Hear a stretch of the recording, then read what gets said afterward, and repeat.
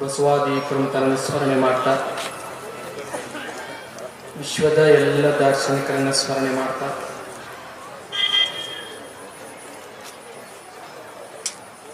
ಈ ಒಂದು ಪುಣ್ಯಕ್ಷೇತ್ರದಲ್ಲಿ ಬಸವಾದಿ ಶರಣರು ಹೇಳಿದಂಥ ಕಾಲಜ್ಞಾನದ ನಿಯಮಾನುಸಾರವಾಗಿ 32ನೇ ಶರಣ ಮೇಳದ ದಿವ್ಯ ಸಾನ್ನಿಧ್ಯವನ್ನು ವಹಿಸಿದಂಥ ನಮ್ಮ ನಿಮ್ಮೆಲ್ಲರ ಪರಮ ಪೂಜನೀಯರು ಆದಂಥ ಮಾತೆ ಮಹಾದೇವಿ ತಾಯಿಯವರೇ ಹಾಗೂ ಮಾತೆ ಗಂಗಾಂಬಿಕೆ ತಾಯಿಯವರೇ ಹಾಗೂ ವೇದಿಕೆ ಮೇಲೆ ಆಸೀನರಂತ ಎಲ್ಲ ಪೂಜ್ಯರೇ ಹಾಗೂ ಗಣ್ಯಮಾನ್ಯರೇ, ಈ ಸಂಘಟನೆಯ ಅಧ್ಯಕ್ಷರೇ, ಪದಾಧಿಕಾರಿಗಳೇ, 32ನೇ ಶರಣ ಮೇಳಕ್ಕೆ ಆಗಮಿಸಿದಂಥ ಎಲ್ಲ ಶರಣ ತಂದೆ ತಾಯಿಗಳೇ ಹಾಗೂ ಪತ್ರಕರ್ತರೇ, ಅವರಿವರೆನ್ನದೇ ಎಲ್ಲ ಬಸವ ಹೃದಯಗಳಿಗೆ ನನ್ನ ಅನಂತ ಶರಣಾರ್ಥಿ. ಇವತ್ತು ಈ ಗೋಷ್ಠಿಯ ವಿಷಯ ಚಿಂತನೆ ಲಿಂಗಾಯತ ಧರ್ಮ ಹೋರಾಟದ ಮುಂದಿನ ನಡೆ. ಬಹಳ ಅದ್ಭುತವಾದಂಥ ಚಿಂತನೆಯ ಒಂದು ವಿಷಯ. ಗಂಡಸ ಮಠಾಧೀಶನು ಈ ವಿಷಯ ಇಟ್ಟಿಲ್ಲ.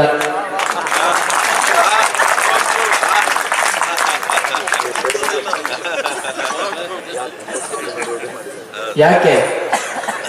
ತಾಕತ್ತು ಬೇಕು, ಅದಕ್ಕೆ ಒಳಗೆ ತಾಕತ್ತು ಬೇಕು. ಬಸವಾದಿ ಶರಣರ ವೈಚಾರಿಕ ವೈಜ್ಞಾನಿಕ ತಳಹದಿ ಮೇಲೆ ಇರುವಂತ ಲಿಂಗಾಯತ ಧರ್ಮದ ತಾಕತ್ತು ಬೇಕು. ಅದು ಇಲ್ಲಿ ಐತಿ.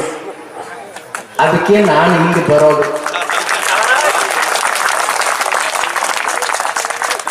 ಶರಣ ಬಂಧುಗಳೇ,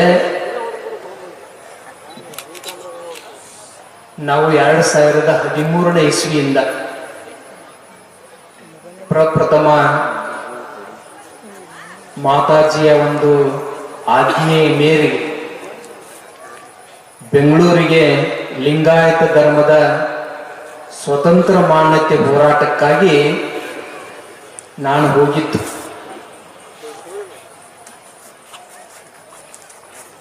ಸಹಪಾಠಿಗಳು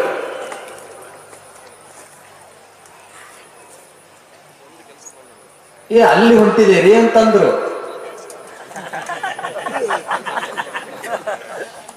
ಅಲ್ಲಿ ಯಾಕೆ ಹೋಗ್ಬಾರ್ದು ಅಂತಂದ ನಾನು. ಅವ್ರ ಕಾರಣಗಳನ್ನು ಹೇಳಿದರು. ಅವ ಕಾರಣಗಳು ನಿಮ್ಮ ದುರುದ್ದೇಶ. ಆ ಕಾರಣಗಳು ನಿಮ್ಮ ದುರುದ್ದೇಶ. ಅದರ ಆಚೆಗೆ ಇರೋದು ಲಿಂಗಾಯತ ಧರ್ಮ. ಅದಕ್ಕೆ ನಮ್ಮ ಅಪ್ಪರ ಜಿಲ್ಲಾಧಿಕಾರಿಗಳು ಮಾತಾಡಿದ್ರಲ್ಲ, ನಮ್ಮ ಹುಡುಗರು ಒಂದು ಸ್ಲೋಗನ್ ಬರೆದಿದ್ರು. ಇವತ್ತು ಯಾರು ನಮ್ಮ ವಿರೋಧಿಗಳದಾರೋ, ಯಾರು ನಮ್ಮನ್ನು ಬೈತಾರೋ, ಯಾರು ನಮಗೆ ತೊಂದರೆಯನ್ನು ಕೊಡ್ತಾರೋ, ಮುಂದೊಂದು ದಿನ ಅವರು ನಮ್ಮ ಹಿಂಬಾಲಿಕರು ಆಗುತ್ತಾರೆ ಅಂತ ನಮ್ಮ ಯುವಕರು ಬರೆದಿದ್ರು. ಹಂಗೆ ಇಡೀ ಮಾನವ ಕುಲಕ್ಕೆ ಒಳಿತಾಗುವಂತ, ಒಳಿತು ಉಂಟು ಮಾಡುವಂತ ಧರ್ಮಕ್ಕೆ ಒಂದು ರಾಜ್ಯ ಮತ್ತು ಕೇಂದ್ರ ಸರ್ಕಾರದಿಂದ ಮಾನ್ಯತೆಯನ್ನು ಪಡ್ಕೊಳ್ಬೇಕು ಅಂತಂದ್ರೆ ಅಲ್ಲಿ ಯಾವ ಜಗದ್ಗುರುನೂ ಇಲ್ಲ, ಯಾವ ಪೀಠನೂ ಇಲ್ಲ, ದೊಡ್ಡವನು ಇಲ್ಲ, ಸಣ್ಣವನು ಇಲ್ಲ, ಗಂಡು ಇಲ್ಲ, ಹೆಣ್ಣು ಇಲ್ಲ. ಈ ಆಧಾರದ ಮೇಲೆ ನಾವೆಲ್ಲ ಹೋರಾಟವನ್ನು ಮಾಡಬೇಕು. ಮತ್ತೆ ಕೆಲವೊಂದಷ್ಟು ಮಂದಿಗೆ ಒಳ ಸುಳಿವುಗಳು ಗುರ್ತದ, ಒಂದಷ್ಟು ಜನಕ್ಕೆ ಹೊರ ಸುಳಿವುಗಳು ಗುರ್ತದ. ನಾನಾ ವೇದಿಕೆ ಮೇಲೆ ಎಲ್ಲರೂ ಹಿಂಗೆ ಕೂತಿರ್ತೇವೆ, ಆದರೆ ಒಳಗಿನ ಸುಳಿ ಒಳಗ ಸುತ್ತುವ ಆ ರಂಗಿನ ಆಟಗಳನ್ನೇ ಬೇರೆ. ಆಯ್ತ್ರಿ ಮಾತಾಜಿ, ಬಂದೇ ಬಿಡ್ತೇವೆ ನಿಮ್ಮ ಕಾರ್ಯಕ್ರಮ, ನಾವು ನಿಮ್ಮ ಜೊತೆಗೇನೆ ದೇವ್ರಿ ಮಾತಾಜಿ ಅಂತಂತಾರ. ಆದ್ರೆ ಅವ್ರದೇ ಆದಂತ ಒಳ ಸುಳಿವುಗಳ ರಂಗಿನ ಆಟ ಐತಿ. ಆ ರಂಗಿನ ಆಟ ಇನ್ನು ಬಹಳ ದಿವಸ ಬಹಳ ವರ್ಷ ನಡೆಯೋದಿಲ್ಲ. ಯಾಕಂದ್ರೆ ನಾನು 10 ವರ್ಷ ಆಯ್ತು ನೇಗಿನಾಳಕ್ಕೆ ಬಂದು. ನಾನು ಬಂದ ತಕ್ಷಣ ನಮ್ಮ ಬಳಗ ಇಲ್ಲ ಅಲ್ಲಿ. ಅಚಾನಕ್ ಬೈಲುಂಗಲ್ಕ್ ಹೋದ್ವಿ. ಬೈಲುಂಗಲ್ಕ್ ಹೋದಾಗೆ ನಮ್ಮ ಹಲಕಿ ವೀರೇಶ್ ಅದು ಬಂದ್ರು. ಪ್ರಾರಂಭಿಕವಾಗಿ ಬಸವಾದಿ ಶರಣರಿಗೆ ಶರಣಾರ್ಥಿಗಳನ್ನ ಹೇಳ್ತಾ ಅಂತೇಳಿ ನಾವು ಯಥಾ ರೀತಿಯಾಗಿ ನಾವು ನಮ್ಮ ಮಾತುಗಳನ್ನು ಪ್ರಾರಂಭ ಮಾಡೋದು. ಅವಾಗೆ ಕಾರ್ಯಕ್ರಮ ಮುಗಿದ ಮೇಲೆ ಭೇಟಿಯಾದ್ರೆ ಅವರು, ಸ್ವಾಮೀಜಿ ಅವರು ಎಂತು ಏನು ಎಲ್ಲ ಕೇಳಿದ್ರು. ನಾವು ಹಿಂಗು ಅಂತ ಅವರು ಹೇಳಿದ್ರು, ನಾವು ಹೇಳಿದ್ರು. ಅವಾಗ ಮೊದಲನೆಯ ಅಪ್ಪ ಬಸವಾದಿ ಶರಣರ ಬಳ್ಳಿ ನನಗೆ ಸಿಕ್ತು. ಇಲ್ಲಾಂದ್ರೆ ತಿರ್ಗಾ ನಾನು ದುರ್ಗಕ್ಕೆ ಬಾಟಿ ಗಂಟೆ ಕಟ್ಟಿದ್ನಿ, ನಮ್ಮ ಮಂದಿ ಯಾರು ಇಲ್ಲಪ್ಪ ಅಂತ. ಹಂಗೆ ಬಳ್ಳಿ ಬೆಳಿತಾ ಬೆಳಿತಾ ಬೆಳಿತಾ ಇಲ್ಲೇ ಮೂಲ ಬೇರಿನ ಬಳ್ಳಿಗೆ ನನ್ನ ಮಿಡಿಯನ್ನಾಗಿ ಮಾಡಿಬಿಟ್ಟೈತಿ. ಅದಕ್ಕೆ ಶರಣ ಬಂಧುಗಳೇ, ನಾವೆಲ್ಲ ಬಹಳ ಹುಷಾರಾಗಿರ್ಬೇಕು, ಬಹಳ ಜಾಗೃತದಿಂದ ಹೆಜ್ಜೆಯನ್ನು ಇಡಬೇಕು. ದುಶ್ಮನ್ ಕಹಾ ಅಪ್ಪವ್ರೆ ದುಶ್ಮನ್ ಬಗಲಾಗ ಇರ್ತಾನೆ. ಅಜ್ಜಾವ್ರೆ ದುಶ್ಮನ್ ಬಗಲಾಗ ಇರ್ತಾನೆ. ಹಂಗೆ ಶರಣ ಬಂಧುಗಳೇ, ನಾವೆಲ್ಲ ಬಹಳ ಗಟ್ಟಿತನದಿಂದ ಮತ್ತೆ ಬಹಳ ಶುಭ್ರ ಮನಸ್ಸ, ಸ್ವಚ್ಛ ಮನಸ್ಸದಿಂದ, ಯಾವುದೇ ಆಶೆ ಆಮಿಷಕ್ಕೆ ಒಳಗಾಗದೆ ಅಪ್ಪ ಬಸವಣ್ಣ ಬಸವಾದಿ ಶರಣರು ಸ್ಥಾಪಿಸಿದಂತ ಲಿಂಗಾಯತ ಧರ್ಮಕ್ಕಾಗಿ ಹೋರಾಟ ಮಾಡಿದ್ದೇ ಆದ್ರೆ ಪ್ರತಿಫಲ ಸಿಕ್ಕೇ ಸಿಗ್ತದೆ. ಮತ್ತು ನಾವು ಯಾವುದೋ ರಾಜಕಾರಣಿಯ ಆಶೆ ಆಮಿಷಕ್ಕೆ ಒಳಗಾಗಿ ಛೇಲ ಆಗಿ ಹೋರಾಟ ಮಾಡಿದ್ದೇ ಆದ್ರೆ ನಮ್ಗೆ ಯಾವತ್ತು ಒಳಿತಾಗಲ್ಲ. ನಾವೆಲ್ಲ ಕಂಡುಂಡ ಸತ್ಯ ಇದು, ಕಂಡುಂಡ ವಿಷ. ಬೆಳಗಾವಿ ರ್ಯಾಲಿ ಒಳಗೆ ಎಲ್ಲಾನು ಒಂದು ವೇದಿಕೆ ಮೇಲೆ ಕೂಡಿಸ್ಬೇಕಾದ್ರೆ ಬ್ಯಾಡ ಸುದ್ದಿ, ಯಪ್ಪಾ ಅಂತ ಒಳಗಿನ ಕೊಲೆದ ಹೋಗಿ ಕಾಲ ಹಿಡ್ಕೊಳ್ಳೋದು. ಯಾರು ಹೇಳಿ ನೆಲ್ ಏನ್ ನಿಂದು ಯಾವ ಹೋರಾಟ, ಏನ್ ಲಿಂಗಾಯ್ತು, ಏನಂದ್ರು ಯಪ್ಪ ಅಂತ ಕಾಲ ಹಿಡ್ಕೊಳ್ಳೋದು. ಹೆಂಗಂಗ ಮಾಡಿ ಏನೇನು ಮಾಡಿ ನಮ್ಮ ಚನ್ನಸಪ್ಪರು ಅವರು ಏನೇನು ಮಾಡಿ ಏನು ಮಾಡಿ,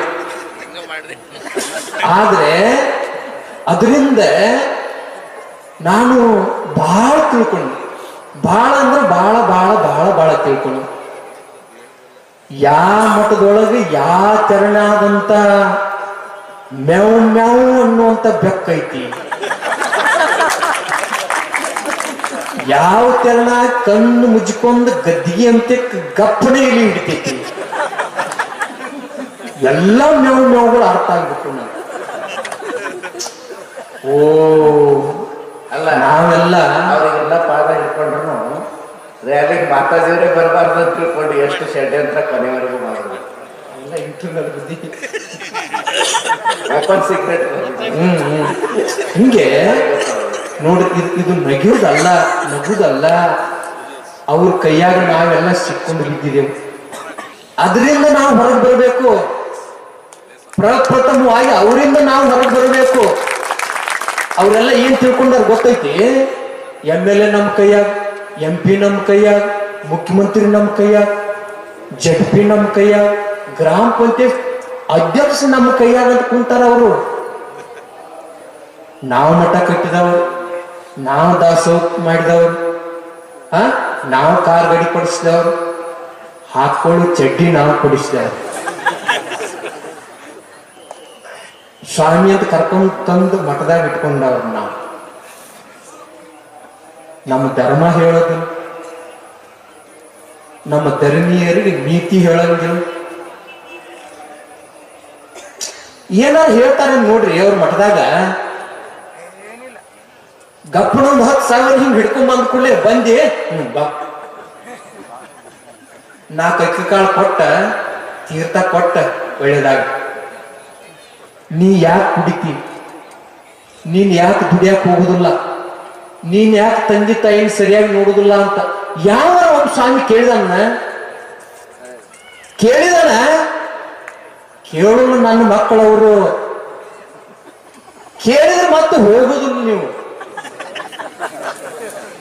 ಕುಡಿದ್ರು ಬಾ, ಕುಣಿದ್ರು ಬಾ, ಹೊಲ ಮನಿ ಮಾರಿದ್ರು ಬಾ, ಹೆಂಡತಿ ಸೋಡ್ಪತ್ರ ಕೊಟ್ರು ಬಾ, ತಂದೆ ತಾಯಿನ ವೃದ್ಧಾಶ್ರಮಗಳಿಗೆ ಇಟ್ರು ಬಾ. ಇವನ್ನೆಲ್ಲಾರು ಮಾಡಿದವ್ರನ್ನ ಆ ಮಠದಾಗ ಸ್ಪೆಷಲ್ ಹಿರಿಯರು.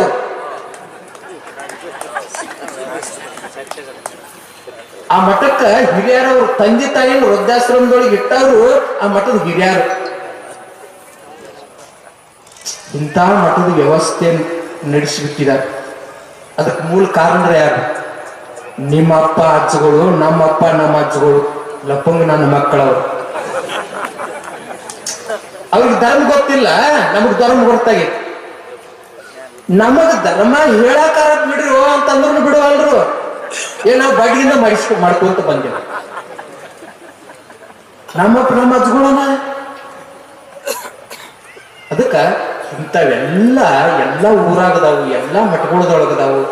ನಾನು ಹೇಳುದು ಏನು ಅಂತಂದ್ರೆ, ಅವ್ರು ಏನೇ ಮಾಡ್ಕೊಳ್ಳಿ, ನಾವು ಗುಂಪಾಗಿ ನಮ್ಮ ಜನಸಂಖ್ಯೆಯನ್ನು ಹೆಚ್ಚು ಮಾಡ್ಕೊಂತ ಹೋಗೋದು. ನಮ್ಮ ಧರ್ಮ ಯಾವ ಮಠದ ಸ್ವಾಮಿ ಹೇಳ್ತಾನೋ ಆ ಮಠಕ್ಕೆ ದಾಸೋಹ ಕೊಡು, ಆ ಮಠದ ಸೇವಾ ಮಾಡು. ಮತ್ತೆ ಯಾರನ್ನು ವಿರೋಧ ಹಾಕೋಬಾರ್ದು. ಕಾಲಾಡ್ಸೋರು ಬಾಳ ಮಂದಿ, ಕಲ್ ಕೆಲ್ಸವ್ರು ಬಾಳ ಮಂದಿ. ಏನೋ ಮಾತಾಜಿ ಅವರು ಆಜ್ಞೆ ಮಾಡಿದರು, 4-5 ಮಂದಿ ಕೂಡಿ ಆ ಊರಾಗ ಪ್ರಾರ್ಥನೆ ಚಾಲು ಮಾಡಿದ್ರು, ಪ್ರವಚನ ಚಾಲು ಮಾಡಿದ್ರು ಅಂತಂದ್ರೆ ನಮ್ಮ ಕಂಪನಿಯನ್ನು ನಮ್ಮನ್ನು ಕಾಲಾಡ್ಸಕ್ ಶುರು ಮಾಡಿಬಿಡ್ತೈತಿ.